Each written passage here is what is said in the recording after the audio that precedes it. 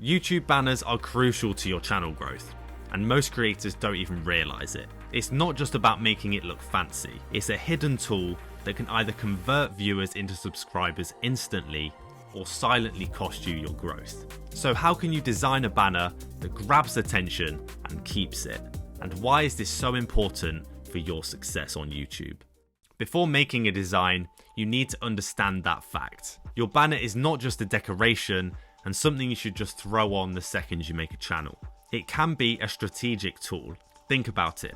When your video goes viral, many of your viewers will go to your channel page. And in these seconds, they are asking themselves, why should I subscribe?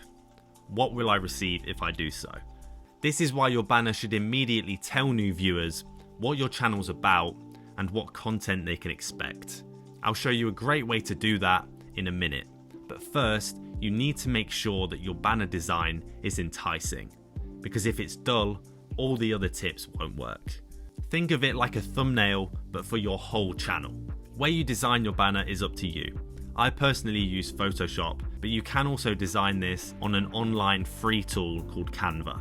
The first thing is that it needs to be clear, bright and colourful, ideally to your channel's colour scheme to create a consistent brand identity. So use a colourful gradient over a background image, or download a 4K design and colour boost that.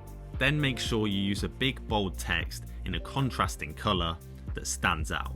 You could then even add a picture of you into the design or an object related to your channel, and add a subtle drop shadow to this to make it stand out more.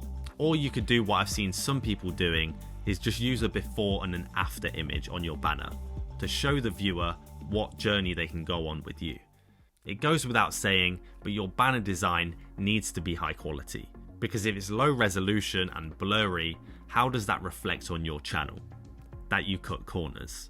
Also, when this design is blown up and put on a TV or a bigger monitor, how will it look? Probably quite shoddy and stretched out. This is another important thing.